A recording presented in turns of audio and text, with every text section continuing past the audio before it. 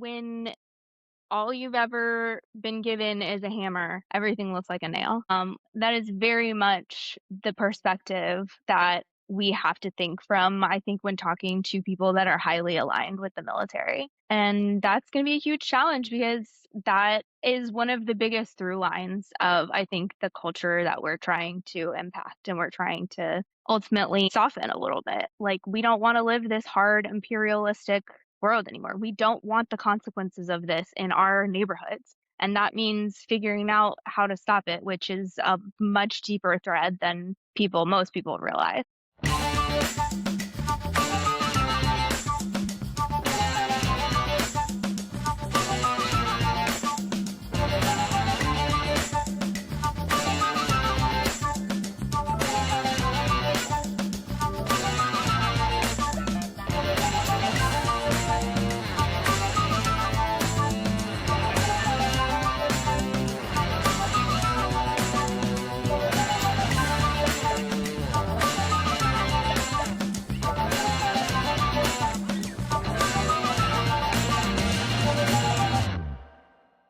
Welcome back to War is Stupid, an anti-war podcast about war. So I talk a lot on here about what needs to change, how much the world sucks, but I have yet to go deep into how we make said change.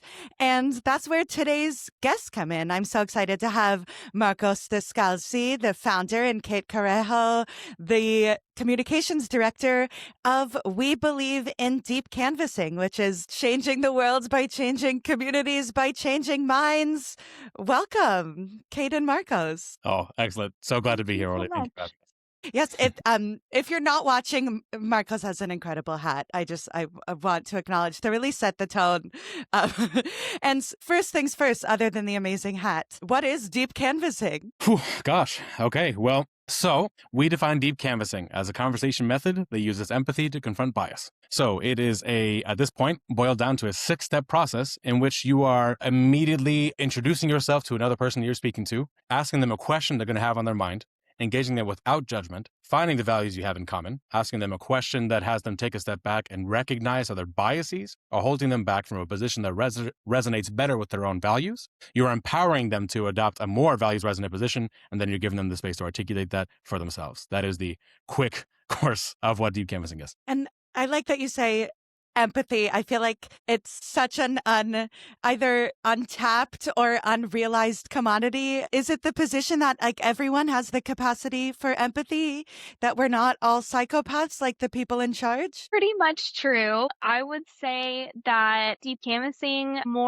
almost more than getting you to empathize with the person that you're talking with, it starts with figuring out where the canvasser needs to meet more empathy with the person that they are trying to talk to. So deep canvassing really teaches people to have conversations in a way that's less triggering to other people, which I don't think we fully recognize sometimes, in the way that whether or not it's right or fair or healthy, people have extremely strong feelings about politics. And when they are triggered by those feelings, they can start to shut things down and not want to listen. So deep canvassing really teaches us how to get over that obstacle and meet every conversation that we come to with empathy. Excellent. So what does it look like? What does a deep canvas look like? Ooh, okay. So do you mean as in terms of a conversation? Yes. Itself? Yes. Okay. So deep canvassing as a conversation, if I were to boil it down to the six steps again, or to get a little bit more into detail. So what exactly it looks like is that it's not, so I'm not trying to argue with anybody. I'm not trying to tell anybody what to think. I'm not even really trying to persuade them. Persuasion really is a side effect of deep canvassing, right? What I am really trying to do is threefold, is really what the power of deep canvassing is. I'm trying to give people the space to take a step back and recognize how their biases are ultimately holding them back, right? This is what deep canvassing was designed to do. It's an incredibly valuable purpose. We have multiple recorded video conversations of people crying on camera because of the nature of how powerful that question could be, right? The nature of how so many people, especially in this political moment, have biases that are holding back their good intentions, and they simply don't have the tools to be able to engage that. It's something that we, especially in this moment, really need a certainly an amount of grace and heart in order to not just recognize, but to accept, right? Because that is the reality of what political conversation is. That's the reality of our politics. It's also really, it also revolves around just in general, it's really harnessing the power of identity. It's really giving people the space to identify with whatever it is that you're doing. And it also directly counters fear because you're able to build community at scale. I feel like a lot of times when we talk about building community, it comes in the form of this. It's like one of the overarching goals of some sort of organization, and you're building, these large coalitions of people, all these canvassing groups. That's wonderful. To be able to build community meaningfully with people right there on the spot at scale, that's what deep canvassing lets you do, right? As for what it looks like, again, to go over those kind of 6 steps. Initially, what I'm doing is introducing myself in the organization, and I'm asking them a question that's going to hook the audience, right? I'm asking them a question they're going to have on their mind. Not necessarily one that's tailored to fit some sort of agenda, but I'll say like, hey, you know what? How effective do you feel that voting is? Or something like along those lines, right? And I'll ask them what their honest opinion is on a scale of 1 to 10. And if I ask them what their honest opinion is, they're going to tell me, right? Because I'm engaging them without judgment, and I honestly want to hear, and I'm giving them, by putting it on that 1 to 10 scale, I'm really giving them the space to articulate whatever number feels right to them, right? And I'm not insinuating that one answer is correct over another. Then I'm really taking step 2 is where the majority of the conversation takes place. I'm really digging a lot deeper into the conversation, and I'm trying to find the values that we have in common, right? So it's just whatever people hold to be important. I'm asking 3 different layers of questions that ultimately prompt a person to think not just what led them to think this position, not just how their actions on this position makes them feel, but why their actions on this position make them feel that way. That question is something they maybe have never been asked before. And that's when you really start to engage people. That's when they really start to feel listened to. Then I'm asking a question that is specifically designed to have them take a step back and recognize how their biases are holding them back. I'm empowering them to realize that, right? I'm not telling them that they're wrong, far from. I am giving them the space to recognize, hey, it seems like there's this kind of incongruence here. I'm wondering what you feel about that. Then I'm naming, I feel like so rarely, for me personally, I got out to canvas for Zoran a couple times, right? Over the course of in the primary and in the general, right? Terrific, wonderful. Hell yeah. Good work. We did it. Yeah. Yeah, we did it. Look at that. And that's a whole other, I can talk about that. But, so canvassing for Zoran is terrific because obviously you're out there and you're present in the community and you're engaging people meaningfully. And that all is very important to recognize. But in those kinds of conversations, because traditionally they don't really take all that long, I don't necessarily get to go that deep into why I support this, why this is important to me, why I think this is right for the community. By the way, it seems like since we have these values in common, it seems like this is a position that could work for you as well. I'm wondering what you think about that, right? Then step 5 being the final ratings question, I give them the space to define some sort of number and define exactly for them why this number is right to them, what changed for them over the course of this conversation. And then I invite them to volunteer, to do something that allows them, since they have this new identity this new relationship to their values that they want to take for a spin, we're giving them an opportunity to really try it out, right? Or we're empowering them to do something that feels like a direct extension of this conversation, right? So all in all, that sounds it might sound fairly complex, but at the end of the day, it's really just, it's understanding the psychology, it's engaging with another community member, and it's just, it's having a really meaningful conversation in only 10 to 20 minutes. Well, yeah, I think people hear deep and then they assume it's a whole 45-minute podcast, but no, it's as easy as 10 or 20. I also want to go further back to the origin story. So how deep canvassing was developed, what issue it was first mounted with. Oh, sure. Okay. Okay, I gotta take this one. As well because I love talking about it. David Flesher, right? He is the founder of Deep Canvassing. So he is a gay Jewish man from a small town in Ohio, Chillicothe, Ohio. He moved to Los Angeles in 2008, founded the LA LGBT Leadership Lab with his friends. This so happens it's the same year that California passes Prop 8 ending gay marriage. Womp womp. So they at that time, of course, were dismayed by the results, but they recognized that people did not vote that way out of malice towards their community. They voted that way because they thought it was important. Right. They voted that way. So generous of so and pure of heart of them that I'm already in awe. No, but I really have. I have a tremendous respect for David, which I'll get to even deeper. But so yes, such enormous hearts on these lads. So we're in Los Angeles. They're going around deep canvassing. What they wanted to do, actually, as I learned this story relatively recently, is that they mapped out 100 different ways to try to talk to voters and really map out how these conversations should go. How do they actually persuade people? They mapped out 100 different methods, and they tested each one of them over the course of 18 months in Los Angeles. So as it so happens, deep canvassing was none of them. Wow. What ultimately ended up being deep canvassing was the 101st method that they tried. But the 100th method that they tried was actually asking people, if I'm not mistaken, it was asking people for their personal stories. It was just kind of trying to get a sense of their perspective and how it informs their position. And then it was sharing your personal story was the 101st method. And they kind of combined those two, and that ultimately laid the foundation for what became deep canvassing. And now David Flesher has been touring across the country for the last 17 years of his life, trying to spread deep canvassing everywhere that he can go. He's established a lot of the main organizations that taught me how to deep canvas originally, including he himself also did teach me. And deep canvassing has been used for a wide variety of different topics in states all across the country, over thousands of conversations. This is the opportunity for it to break through. Yes, and what is the biggest challenge, you'd say, when deep canvassing? Let's see.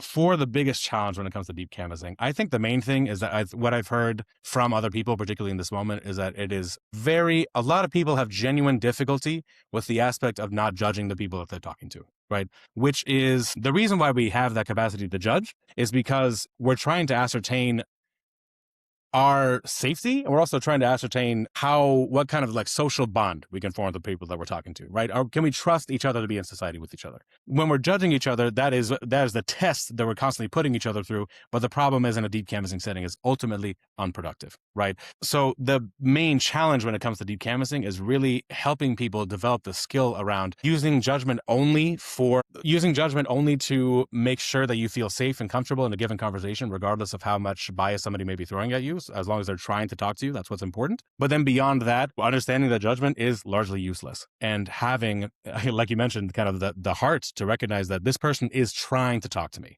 And with deep canvassing, I don't have to be scared of what it is that they're saying it to me. I understand that there's a way that we can move forward. Yeah, that's fantastic. It's the opposite of stand-up comedy crowd work. You're not judging people immediately, but you're still having the conversation.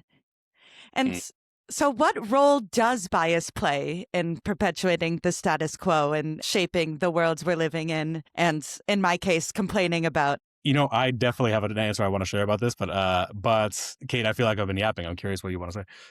Yeah, I think that for the most part, status quo in our society and our culture is almost exclusively based on bias. There's a lot of underlying assumptions about the world that don't hold upon hardly any scrutiny. And I think people are starting to realize that, which is what makes this such an exciting time for deep canvassing. It is such a paradigm shift of the way that we need to approach how we look at communities. And that ultimately is leading people to realize that that will mean an actual physical shift in our communities, how they work, how they function, how we all get the things that we need to survive day to day.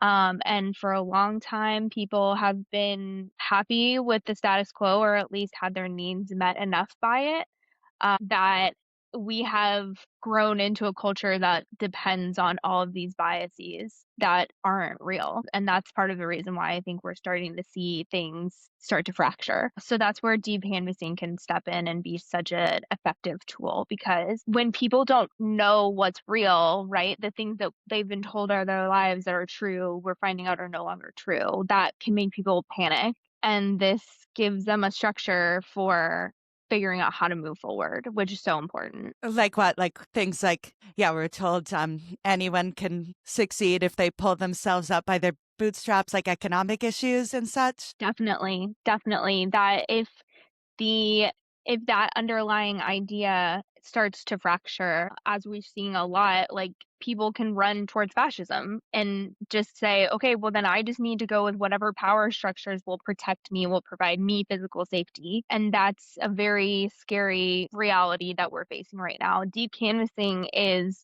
the solution to give people a way to see through that fear and panic of like what could potentially happen, and realize that like the underlying foundation of what they're thinking about the world that like people are so dangerous, like that we can't trust our neighbors, that's where we get to step in and have the ability to like present an alternative version of reality that we can all make true together because it's no longer relying on bias to exist. Yeah, I think we're seeing that reality in Minnesota today. Like, what's it like from your position as professionals, as organizers, watching today's general strike, I've never seen a community as activated outside of cartoons. Yeah, a lot of this type of stuff hasn't happened in the United States for like 80, almost 90 years since we've had like major labor strikes and particularly things that have been like targeted at large scale federal change. So it's really exciting to see how people are coming together to support their neighbors. Striking absolutely can be a product of deep canvassing, but I think one of the things that is so useful about this tool is that it's completely customizable to the needs of the community, to whatever issue it is that the people who are dedicated enough to put in the time to work the program, um, that whatever underlying assumptions are getting in the way of them accomplishing their goal, whatever the size of the universe is of the people that they're trying to target, whether it's like mass scale, voter contact program, or if it's like what we call grass tops, where we're really just trying to target people at the top of like decision making trees, people who actually like move the levers of power in our communities, and teaching people how to talk to them in a more effective way that can actually get things done. That's what deep canvassing is so great at. And yes, when have you seen someone's mind change? Because rumor has it can be done. Okay. I got a fun story with this one actually. Recently, it was again bringing up Zoran. Funny enough, it was right before the general election. I was talking to my cousin who also lives here in the city. It was interesting because I think that he really wanted to go vote. Obviously, he thought this was very important to him. He had developed a lot of positive opinions of Zoran, which is a tribute to the kind of environment that Zoran raised. But he was ultimately very concerned because he feels very strongly that there are so many examples historically of socialist societies that ultimately didn't take off, right? Or that very much actively were he believed they were of great detriment to the communities that they were enacted on, right? So for him, it's very frustrating, the idea that we keep bringing up this idea. So what I engaged him on from applying, a good deep canvassing perspective is in naming this frustration and in naming the inherent values that are intrinsic to the frustration, right? So this idea of that we are condoning some sort of system that doesn't function and that feels inherently unfair to our communities, that feels inherently like we're not caring for them, that feels inherently disloyal or not, the purpose of what our government should be doing, all these different things. All those different concerns could then if we could then plug that into the idea that, well, okay, New York City being let's also just say that part of capitalism on the earth, being this place where a lot of hardcore capitalist policies and tenets are just kind of what has been the modus operandi for the last couple of administrations for many years now, has just gradually been having a negative impact on many of the communities that call it the New York City home, or many of the communities that decided to move out of here because it got too expensive, right? So those are just realities that were created by a lot of these policies that ultimately don't support affordable housing, a lot of these things that don't support job access and job training, a lot of these things that don't support public transit and education and all these different things, right? So when you're naming that and connecting those frustrations to the idea that this also names a lot of the realities of what New York City has become, it really gave him the opportunity to look at the issue differently. And when it comes to deep canvassing, you have to understand that you're not going to completely some people maybe, but for the most part, you're not going to have somebody completely 180 flip in one conversation, but you are going to have them move in a way that they'll remember for quite a long time as well. That's so interesting and super helpful. I feel like something that comes up a lot on here is how like certain words hold people back, whether like in their own heads, like if he was scared off by the word socialism, and there's a lot of people will immediately turn off at words like genocide, but the purpose of deep canvassing is to go around and say like it doesn't matter what vocabulary you use as long as you're getting to the heart of the idea? Actually, this this ties to the response I actually wanted to give you to the bias, how it's used for the maintain the status quo question, which is that something that the Republican Party understands incredibly well, that they have been executing flawlessly for the last 30 years. They understand the importance of values-based conversation. They understand that if you take some sort of structure, right? People have this sort of, and I can go all kinds of into this, but people have this sort of innate sense of structure and this sort of need around it, right? There's a lot of how we construct our own identities of ourselves and how we navigate the world, right? Just the world around us. If we have this sort of need for structure, then if Republicans have spent the last 30 years cornering audiences, certain audiences over media channels, let's say, you can talk about Fox News, what have you. You're cornering these audiences. You're throwing arguments at them that feel like they have structure to them, and thus they feel like they must be correct in some sort of way, or they are, and they already, if they feel like a structure and they connect in some way, or they allow me in some way to express the values that I already have. So for instance, if you take all of my economic concerns and you then blame them on immigrants, then you are, even though that is a biased position, you are taking that, you are throwing a structure at me, and you are providing some sort of explanation for why it is that I'm feeling this, or why my life is not in alignment with my values, why the government is not ultimately acting upon them, right? So it's when you have something like the canvassing, being able to engage on that level to get, exactly as you say, to get past the terms and to bring this to the values-based level, because that's really what it's all about. That's the level that people really want to talk on. And if you just know how to engage them with that, if you know how to respect their psychology, you can access that pretty readily, and you can have these impactful conversations. And speaking of terms and titles, the name of the show is War is Stupid, and I want people to know that I'm not into using anti-war not to disparage veterans, but rather the systems that demand individuals make the sacrifices they did in the first place. So how can deep canvassing be used by the anti-war movement, and how can we talk to veterans and their families to, even though a lot of the activism against war, I've interviewed veterans on the show, are from people who've been there and say, no, that wasn't helpful, that isn't working. But how can we let people better understand that I'm not blaming the individuals whose economic situations or education was such that they were put in that position, but rather the weapons manufacturers that sent them there so they could make a buck. Right. So Yeah. what? And I will say, okay, I know, Kate, this is a very important issue to you as well. There's one really important aspect of this that I think really ties really nicely in the Cate story, which is this idea of the moral foundations theory. It's a theory that a lot of deep canvassing programs use. It was founded by Jonathan Haidt in 2012. It's essentially the argument that everyone's values essentially boil down to 6 key values. You can essentially identify some combination of the following in everyone's arguments, which is care. What do they care about? Fairness. What do they think is fair or unfair? Authority, then loyalty, then liberty, and then sanctity. I think is very relevant to this conversation, because obviously people, particularly for the sake of veterans, particularly for the families of veterans or people who died in service, they obviously feel very strongly that the sacrifice of their family members needs to be put to use for the betterment of society. So speaking on that level it means just about as much as it could mean to a person. So when you have something like deep canvassing, to be able to name that value, sanctity, and to be able to apply it productively to something that's ultimately going to resonate better with their values, right? If this is what veterans sacrificed their lives for, or their able-bodied being, or in general just dedicated their service to, if we are naming that, then what policies are ultimately going to best resonate with that sort of approach, that sort of mindset, right? How do we name sanctity, and how do we connect that to issues and to positions in such a way that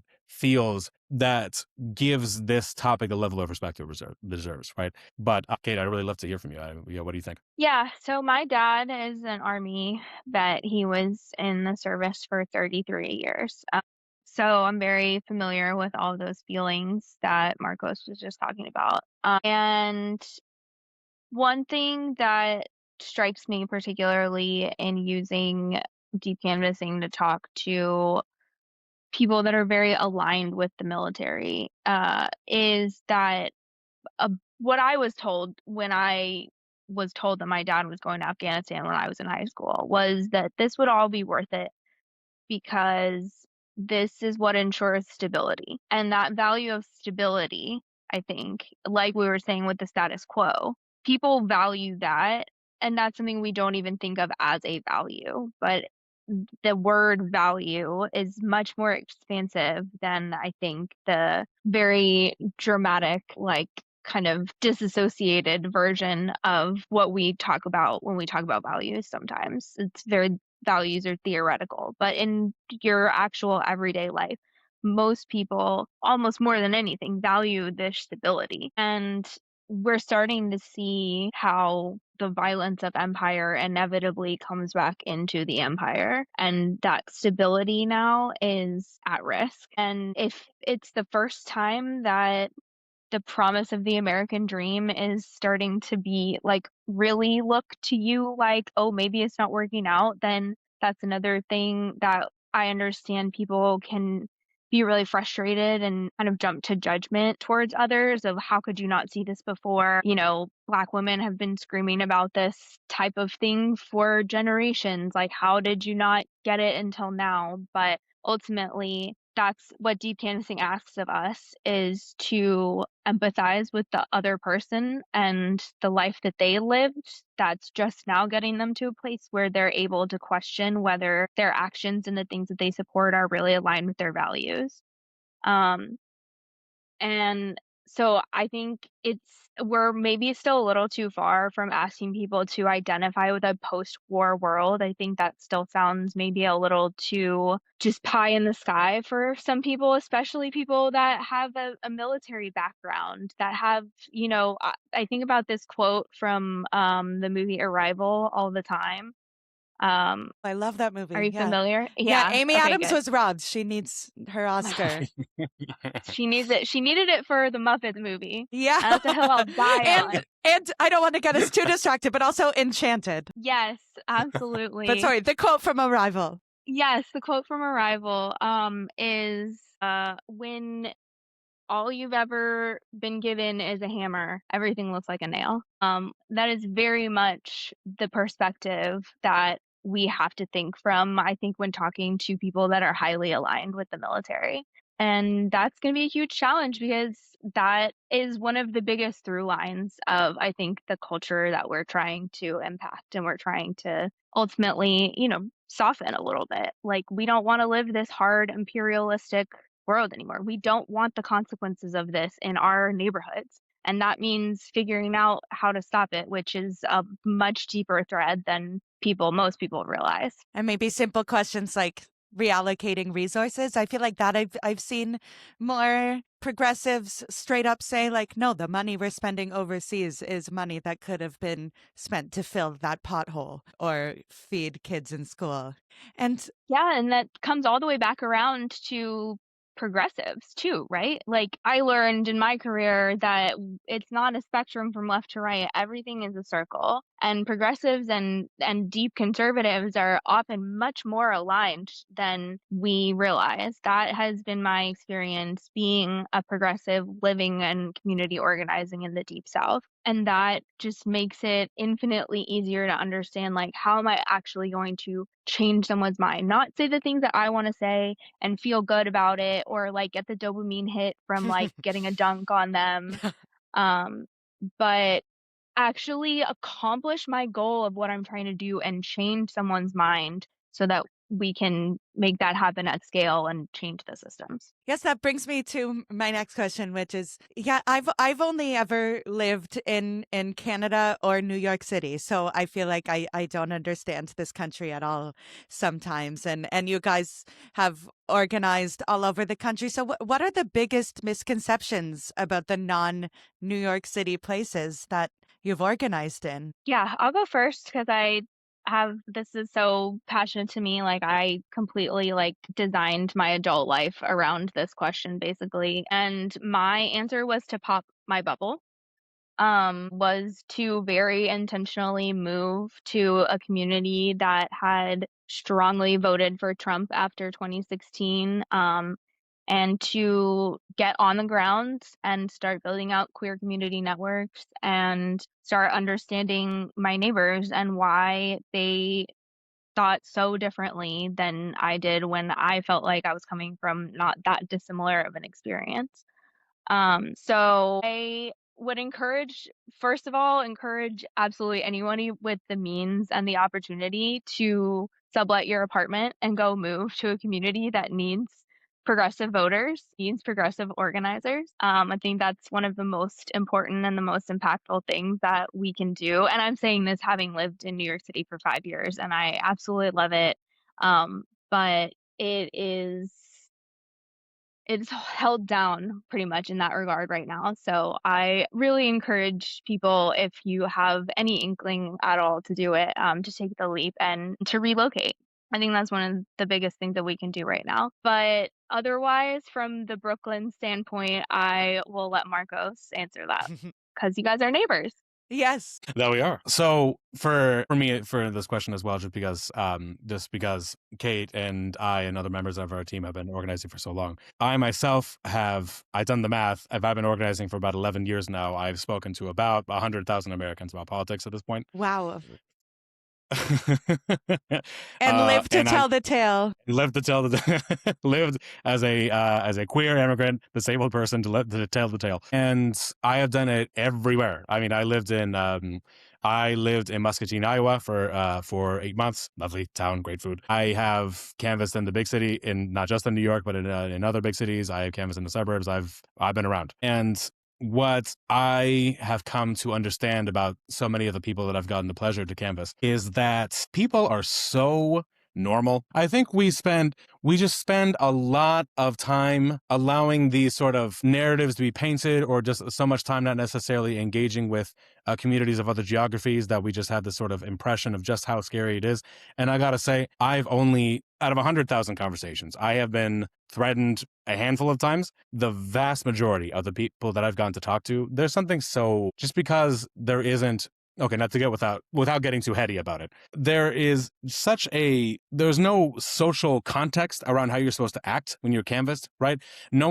I feel like there's not really all that. I think people generally understand that organizing and organizers are important, but I don't think most Americans necessarily know what organizers really do or how a conversation really works. So when you're actually canvassing someone, there's something so private about it that I find to be I find it just really be compelling, and you really are just so easily faced with the reality that people are, they want to talk to you about things that are important, and they want to try to find solutions as much as you do. And that, to me, I think that the landscape, the policy reality, the organizing realities may differ greatly across so many different communities, but at the end of the day, it's really just, people just are not that different. They really aren't. I didn't know about the food scene in Muscatine, Iowa. Where else did you have? You've mentioned in an earlier conversation, but yeah, Kansas and Colorado. What were the issues there that you worked on that are the pressing issues? Oh, sure. Oh, gosh. Well,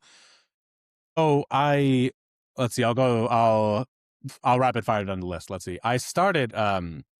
I was really, I guess my origin story, or one of a few inspirations, is that it was ultimately Bernie Sanders that really did light the fire under me originally. Several other sources did light the kindling, namely my father and Brian Stevenson, which I can go into more detail about. But at first, it was really Bernie that I canvassed for him, and his first door I ever knocked in my life was in Sioux City, Iowa. I am from Denver, so I spent a lot of time over there. I just did everything I could for him. Then I organized around I did a lot of electoral stuff. I organized around a lot of climate policy out there in Colorado. In Iowa, when I was living in Muscatine, I was organizing for Elizabeth Warren as the presidential candidate out there, which is that's so many different branches of conversation I could go down. In Kansas, I was organizing around protecting abortion rights, and that's when I authored my first deep canvassing program to protect abortion rights in the state of Kansas, which contributed to the larger effort protecting abortion rights in this state that voted for Trump by over 15 points. It voted for abortion by 18 points. Hell yeah.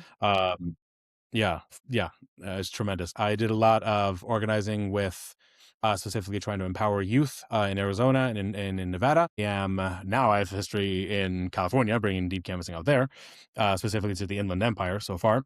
I have in New York, in my I'm also I am working for another organization, and let's say, long story short, I work with a lot of, in particular, I've had a lot of pleasure acquainting myself with the Muslim community out here, and really acquainting myself with a lot of these organizers that are working so hard this whole time, and just continue to amaze me. And in Pennsylvania, I also did a lot of deep canvassing work around criminal justice, specifically in Philadelphia. So that is even, I may be missing a few places, but I am indebted to every community that that allows me to work within it, and I am, organizing is the best job in the world. That's all I have to say. That's amazing. And what about you, Kate? What's your origin story? Yeah, well, like I said, my dad was in the army for all of my childhood.